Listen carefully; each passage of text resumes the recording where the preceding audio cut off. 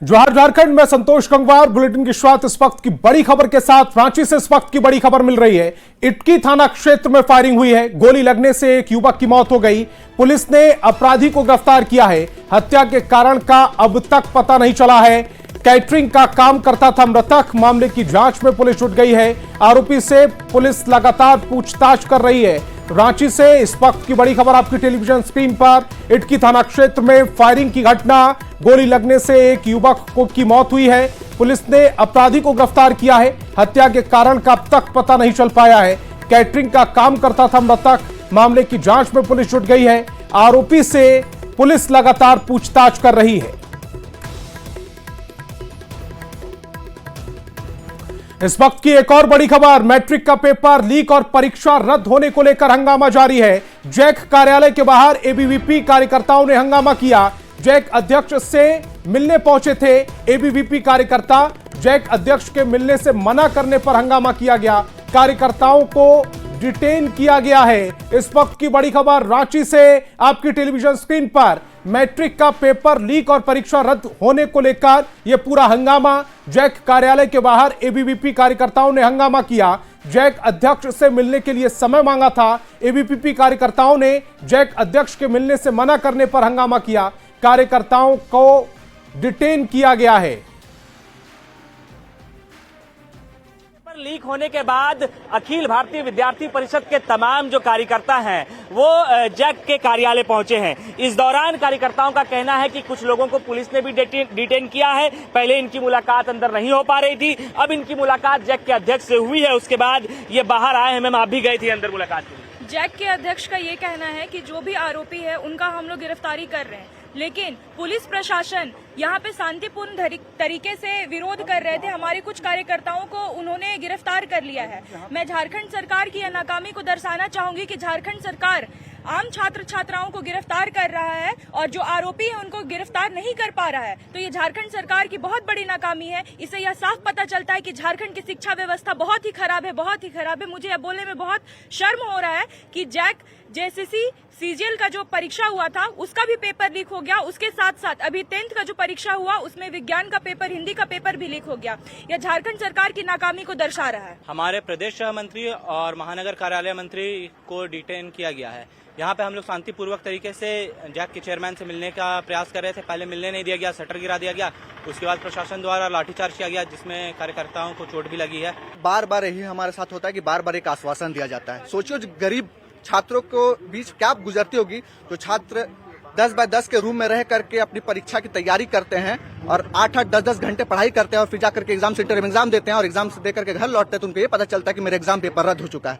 झारखंड में विगत 5 वर्षों से हम यही देख रहे हैं हेमंत सोरेन की ये नाकामी है और ये बार बार यहाँ की युवाओं को भविष्य के साथ खेलने का काम हेमंत सोरेन सरकार करती है। पुलिस की जो तैनाती है वो भी की गई है और ये तस्वीरें साफ तौर से गवाही है कि किसी भी तरीके का कोई भी हंगामा जैक कार्यालय के बाहर ना हो। इस वजह से तमाम जो विद्यार्थी हैं वो यहाँ पर पहुंच रहे हैं। पुलिस प्रशासन की तैनाती इस वजह से की गई है किसी भी तरीके का अगर हंगामा हो तो उसे रोका जाए। हालांकि जो विद्यार्थी परिषद के कार्यकर्ता हैं उनका कहना है कि कुछ लोगों को डिटेन किया गया है, प्रशासन उन्हें लेकर गई है। ये शांतिपूर्ण यहाँ आंदोलन कर रहे थे। हालांकि इसके बाद अंदर मुलाकात भी हुआ है और जैक के जो अध्यक्ष हैं उन्होंने इन्हें आश्वस्त भी किया है कि जो भी घटना घटी है उस पर पूर्ण रूप से कार्रवाई की जाएगी। कैमरा पर्सन संजीव तिवारी के साथ गौरव झा, न्यूज़ 18 रांची।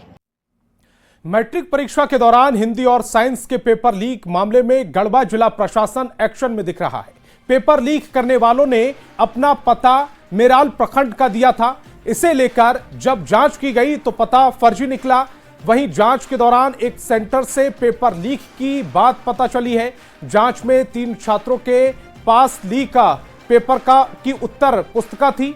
अब तक प्रशासन ने 10 परीक्षार्थियों से पूछताछ की है। साथ ही जांच टीम भी अपनी रिपोर्ट तैयार कर रही है। अब पुलिस मास्टरमाइंड की तलाश में जुट गई है। कल्प्रिट है वो गढ़वा का नहीं है, वो किसी अन्य डिस्ट्रिक्ट का है और उसने पैसे लेकर के जो है बच्चों को जो है उसने जो पैसे दिया उसको जो है क्वेश्चन वो प्रोवाइड कर रहा था। तो हम लोग इसको गहनता से हम लोग जांच कर रहे हैं और जल्दी जो है जो भी कल्प्रिट होगा उसको हम लोग नैप कर लेंगे। रांची से बड़ी खबर मिल रही। मैट्रिक की पेपर लीक होने पर सियासत तेज हो गई है। बीजेपी विधायक सीपी सिंह ने हेमंत सरकार को जिम्मेदार ठहराया है। बीजेपी विधायक सीपी सिंह ने कहा है कि राज्य में लगातार परीक्षा पेपर लीक हो रहे हैं। सरकार ऐसे मामलों में हंगामा होने के बाद ही जागती है। उन्होंने सरकार को दिशाहीन बताया। वहीं बीजेपी के आरोप पर जेएमएम ने भी पलटवार किया है। जेपीएससी परीक्षा की सीबीआई जांच का मुद्दा उठाया गया है। दुर्भाग्य है कि झारखंड में चाहे जेपीएससी का परीक्षा हो या जेएसएससी का परीक्षा हो, पेपर लीक हो जाता है। अब मैट्रिक की परीक्षा में पेपर लीक हो गया है, जिसके कारण रद्द करना पड़ा है। तो आखिर सरकार करती क्या है भाई? आखिर सरकार सोई कहाँ रहती है? जब इस तरह की घटनाएं हो जाती है, तो इस तरह की घटनाएं होने के बाद जब हल्ला हंगामा होती है तो पेपर भी रद्द होता है। आखिर वैसे बच्चों को जो होनहार हैं, वैसे बच्चों के लिए तो बड़ा दिक्कत का सामना करना पड़ता है। संज्ञान में आते ही परीक्षा रद्द कर दी गई और जो दोषी हैं वो भी चिन्हित कर लिए गए हैं। कड़ी से कड़ी कार्रवाई प्रशासन करेगी, ये भी तय है। लेकिन मैं दावे से कहता हूं, जो भी ये गिरोह है, जो भी ये लोग हैं, ये भाजपा से जुड़े हुए लोग होंगे, ये मैं बता दूं आपको। क्योंकि भाजपा जहां जहां शासन में है, वहां राज्य संपोषित प्रश्न पत्र लीक गिरोह उनको संरक्षण दिया जाता है।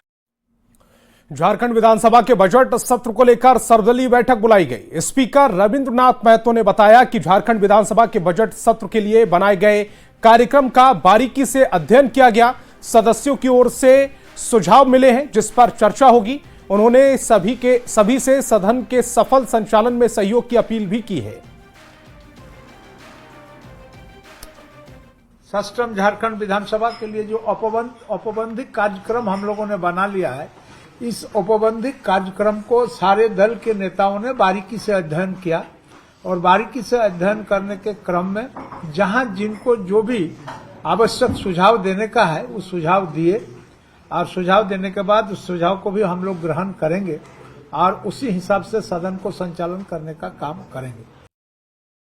झारखंड विधानसभा के बजट सत्र की तैयारी शुरू हो गई है। सत्र को लेकर सर्वदलीय बैठक बुलाई गई, जिसमें सदन को सुचारू तरीके से चलाने पर चर्चा की गई। संसदीय कार्य मंत्री राधाकृष्ण किशोर ने कहा कि सदन के सफल संचालन के लिए सत्ता पक्ष के साथ विपक्ष के सदस्यों का भी सहयोग जरूरी है। जेडीयू विधायक सरयू राय ने जानकारी दी है कि बजट पर अब चर्चा 2 दिन होगी। साथ ही अनुदान मांगों पर 11 दिन की जगह 10 दिन ही चर्चा की जाएगी।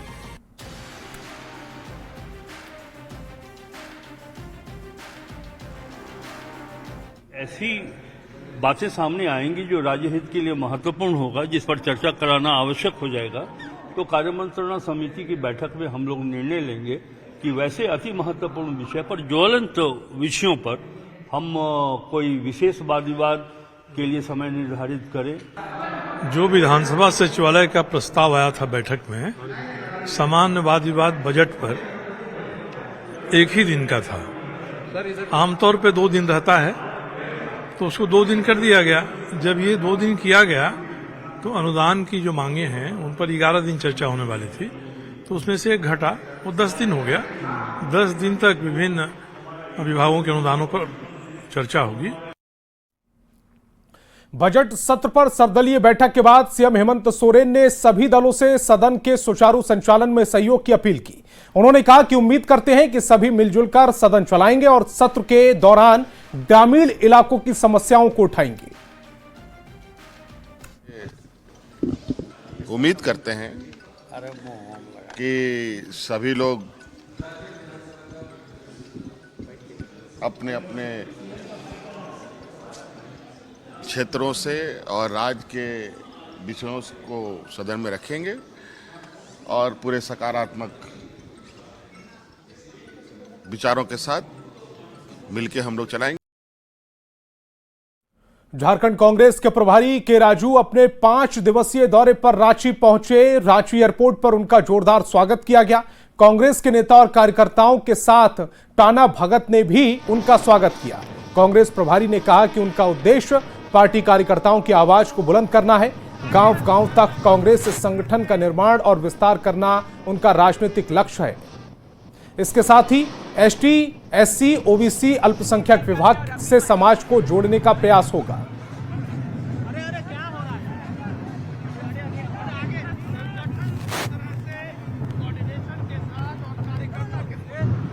कांग्रेस पार्टी का वर्कर्स आवाज को मजबूत करने के लिए कोशिश करेंगे।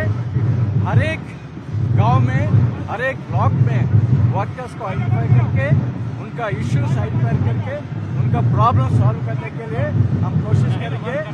उसके बाद ऑर्गेनाइजेशन बिल्डिंग पर हम फोकस करेंगे।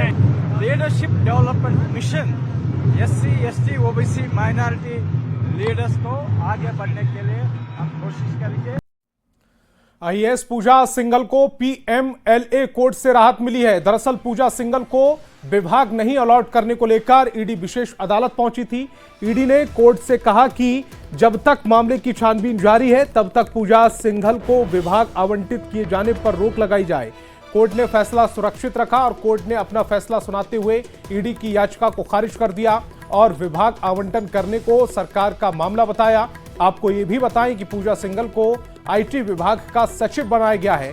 अधिक जानकारी दे रहे हैं संवाददाता गौरव झा।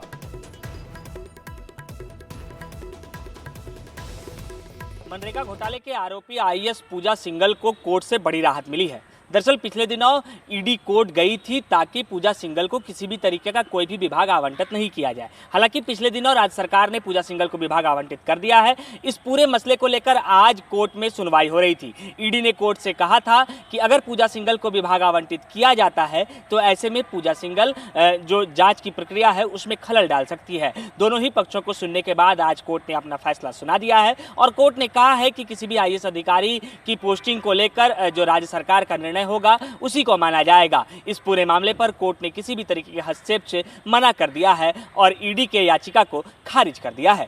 कैमरा पर्सन संजीव तिवारी के साथ गौरव झा, न्यूज 18 रांची। रांची से बड़ी खबर, डीजीपी की नियुक्ति को लेकर अवमानना याचिका दायर की गई। बाबूलाल मरांडी ने नियुक्ति पर सवाल उठाए हैं। सुप्रीम कोर्ट में दाखिल अवमानना याचिका नियुक्ति में सुप्रीम कोर्ट के आदेश की अनदेखी का आरोप लगा है। अनुराग गुप्ता को डीजीपी पद से हटाने की मांग की गई। डीजीपी की नियुक्ति प्रक्रिया में शामिल लोगों के खिलाफ अवमानना कार्रवाई करने की मांग की गई है। मुख्य सचिव अलका तिवारी को प्रतिवादी बनाया गया है। गृह कारा आपदा प्रबंधन विभाग की प्रधान सचिव वंदना दादेल को प्रतिवादी बनाया गया है। डीजीपी अनुराग गुप्ता, पूर्व डीजीपी नीरज सिन्हा को प्रतिवादी बनाया गया है। नॉमिनेशन कमेटी के अध्यक्ष जस्टिस रत्नाकर भेंगरा को प्रतिवादी बनाया गया है। वहीं इस मामले पर बयानबाजी तेज हो गई है। जेएमएम ने हमला बोलते हुए कहा है कि बाबूलाल मरांडी सुर्खियों में रहने और अपनी पार्टी आलाकमान के पास अपना चेहरा चमकाने के लिए ऐसा कर रहे हैं, जिस पर बीजेपी विधायक सीपी सिंह ने पलटवार किया। बाबूलाल मरांडी जी का कोई काम बचा नहीं है। सुर्खियों में बने रहने के लिए, पार्टी आलाकमान के पास अपना चेहरा चमकाने के लिए इस तरह की कवायद वो करते हैं। नेता प्रतिपक्ष की दौड़ में अपने आप को वो पा रहे हैं कि मुझे शायद वो पद मिल जाए, इसलिए इस तरह की कवायद उनका है। अरे आप अफसरों का मनोबल तोड़ने का प्रयास क्यों कर रहे हैं? जो कुछ भी है, जो भी मामला है, न्यायपालिका देखेगा। न्यायपालिका का जो आदेश आएगा वो सर आंखों पर। उन्हें यह पता होना चाहिए कि मंत्रि परिषद के निर्णय का क्या महत्व होता है और हमें यह लगता है कि ये झारखंड कोई पहला राज्य नहीं है। उनके भाजपा शासित राज्यों में भी मंत्रि परिषद ने निर्णय लिया है और डीजीपी की नियुक्ति की है। तो सिर्फ झारखंड में बाबूलाल जी का सुप्रीम कोर्ट का दरवाजा खटखटाना समझ से परे है। हमें यह लगता है कि बाबूलाल जी को अब धैर्य रखना चाहिए। देखिए, माननीय बाबूलाल मरांडी जी भारतीय जनता पार्टी के प्रदेश अध्यक्ष हैं और प्रदेश अध्यक्ष होने के नाते पार्टी के द्वारा जो भी इस तरह की चीज़ें होती हैं तो स्वाभाविक है, नेता होने के नाते, प्रदेश अध्यक्ष होने के नाते वो काम करते हैं। अब उन्होंने क्या याचिका डाली है, उसके अंदर क्या है, कंटेंट क्या है, ये तो मुझे जानकारी नहीं है। लेकिन यदि अवमानना डाली है तो कहीं ना कहीं कानूनविदों से राय लेकर के ही इस तरह की बात। खबर धनबाद से, जहां हाउसिंग कॉलोनी में एक चाय की दुकान पर जमकर मारपीट हुई। दोनों पक्षों से महिलाएं आपस में भिड़ गईं। चाय दुकान चलाने वाली संचालिका का आरोप है कि गोल्फ ग्राउंड के कुछ लोगों ने दुकान पर जमकर चाय पी और जब पैसे मांगे तो गाली गलौज करने लगे। इसके बाद आसपास के लोगों ने मारपीट शुरू कर दी। आपको बता दें कि पूरा विवाद लोन की राशि चुकता नहीं करने को लेकर हुआ। पुलिस पूरे मामले की जांच कर रही है। मेरा दुकान में आया, आके चाय पिया, पूरा गाली गुलज किया, उसके बाद हमको हाथापाई किया, उसके बाद अपना घर गया, पूरा परिवार के दारू पिला के नहीं क्या करके लाया, पूरा बस्ती को उठा के लाया और हम मेरा बेटा को हमको बहुत मारा। क्यों मारा? पैसा मांग रहे थे, चाय पिया था दुकान में, पैसा मांग रहे थे, नहीं दिया, उसके कारण बहुत मारा। हमको जो गंदा गाली दिया। मारपीट हम लोग के आने से पहले हुआ था। उसको बोले हैं कि दोनों पार्टी का आवेदन ले लीजिए, दोनों पार्टी का मारपीट हुआ है तो वही दोनों पार्टी आवेदन दे रहा है। थाना में शिकायत नहीं किया? अभी एक पार्टी लिखित शिकायत किया है, उसके आधार पर हम लोग यहाँ पर आए हुए हैं। कैश भी लेके अभी तो पूछताछ कर ही रहे हैं, अभी क्लियर नहीं हो पाया कि रियल में ले गया है या नहीं है। बात रामगढ़ की करते हैं, जहां पतरातू थाना क्षेत्र में लुटेरों का आतंक देखने को मिला। सीसीएल के फिल्टर प्लांट से 30 से अधिक लुटेरों ने हमला बोल दिया। सिक्योरिटी गार्ड और 2 कर्मियों को बंधक बनाकर मारपीट की गई, जिसमें तीनों कर्मी गंभीर रूप से घायल हो गए। हालांकि लुटेरे लूटे गए केवल को अपने साथ ले जाने की कोशिश में असफल रहे और वो मौके से फरार हो गए। सूचना मिलते ही मौके पर पुलिस पहुंची। मामला दर्ज कर आगे की कार्रवाई की जा रही। लुटेरों के हमले के बाद सीसीएल कर्मियों में दहशत का माहौल है। जो है कि हमारे आदमी की संख्या कम से कम 40 से 45 के संख्या में आदमी थे और उस विषय में उस समय जो है कि उधर से आदमी पहुंचे, यहाँ पे जो है कि दरवाज़ा खुलवाने में पूरा लग गई और उसके बाद जो है नहीं खोलने के हुआ तो पूरा धमकी देने लगे। हाँ, धमकी देने के बाद जो है इसको फैलाया गया, देख लीजिए, इसको नीचे से पूरा फैलाया गया। फैलाने के बाद जो है कि 2 आदमी घुस गए और घुसने के बाद जो है अंदर में ताला तोड़ के अंदर में जो है कि मारने का स्टार्ट कर दिए। मारने का स्टार्ट कर दिए तो मेरा 3 जवान पूरा घायल। गोड्डा का बसंतराय थाना जर्जर हो चुका है। भवन की छत कभी भी टूटकर सिर पर आ सकती है। बावजूद इसके जान जोखिम में डालकर पुलिसकर्मी जर्जर भवन में रहने को मजबूर है। भवन की जर्जर हालत पर थाना प्रभारी ने बताया कि भवन निर्माण को लेकर विभाग को कई बार आवेदन सौंपा गया, लेकिन आज तक इस पर किसी प्रकार की पहल नहीं हो पाई है। थाने की स्थिति बता रहे हैं संवाददाता अमित सिंह। पूरे क्षेत्र के सुरक्षा की जिम्मेदारी होती है, लेकिन अगर पुलिस ही अभाव में रहे, उनका मनोबल ही अगर नीचा रहे, तो किस प्रकार से वो लोगों की सुरक्षा कर पाएंगे। अभी हम खड़े हैं बसंतराय में और बसंतराय थाना क्षेत्र में, और ये बसंतराय का जो थाना का ये भवन है, सबसे पहली बात तो बसंतराय थाने में भवन नहीं है, वो प्रखंड अंचल कार्यालय के परिसर में एक छोटा सा मकान है जिसमें थाना कई वर्षों से चल रहा है। अंदर की स्थिति यह है कि छत अब टपकने लगे हैं, अंदर आके दिखाएंगे कि छत अब जो है टपकने लगे हैं और किसी प्रकार से थाना यहाँ पर चल रहा है। आपको बता दें कि 14 पंचायत का ये बसंतराय क्षेत्र, लाख से ज्यादा आबादी, जिसकी सुरक्षा की जिम्मेदारी यहाँ के थाना अध्यक्ष और यहाँ पर कार्यरत पुलिसकर्मियों की है, लेकिन वो खुद एक ऐसी स्थिति में रहते हैं कि उनका मनोबल हमेशा नीचे रहता है। कब सर से छत, बैठे बैठे कर्मचारियों के, यहाँ पे पुलिसकर्मियों के छत टपक कर कब सर पर गिर पड़े और कब कोई हादसा हो जाए, उसका कोई अंदाजा नहीं। यहाँ के थाना अध्यक्ष से हमारी बात हुई, उन्होंने कहा कि हमने कई बार आवेदन भी दिया है अपने विभाग के अधिकारियों को कि जल्द से जल्द एक थाने को नया भवन मिले ताकि यहाँ प्रशासनिक व्यवस्था, कानूनी व्यवस्था सुचारू रूप से चलाया जा सके।